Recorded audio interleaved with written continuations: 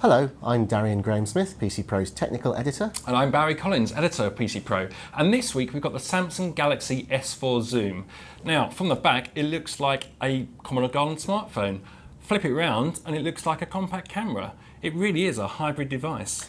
Yes, although from the name, you'd probably assume that what Samsung had done was taken a Galaxy S4 and stuck a zoom lens on it, but that's not quite the case, is it? No, it's not. This is certainly a much lower resolution screen than on the Galaxy S4. It's 540 by 960, which certainly isn't up with the full HD displays. Although to be fair, in every day-to-day use, you don't really notice that it's that much lower resolution. No, and of course, the camera is much better than the one built into the Galaxy S4. But is it good enough to justify lugging that thing around, do you think? Well, it's certainly got better pictures than any other smartphone I've seen. Even the top-end Lumias with their lovely 41 megapixel images can't compete with the 10 times optical zoom pictures that you get from this.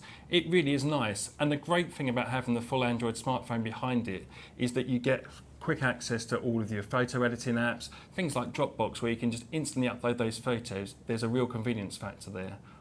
One thing that slightly puts me off though is having had a play with it myself, it's not as responsive as a real camera, as it were. I found that getting into the camera app was just involved a little bit of lag, and finding your way around if you want to access settings such as aperture and shutter speed, not 100% intuitive. Yeah, it certainly takes a while to fire up from cold. The other problem is battery life.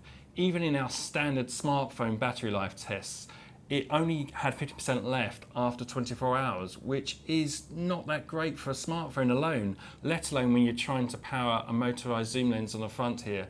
I suspect that if you're using this heavily over a day shooting, you're going to find your battery's gone pretty quickly.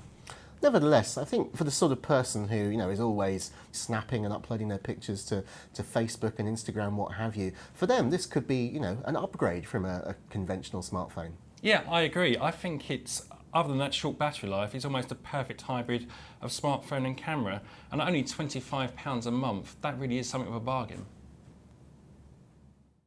Click to subscribe to our YouTube channel and come back every Wednesday for new hot hardware videos.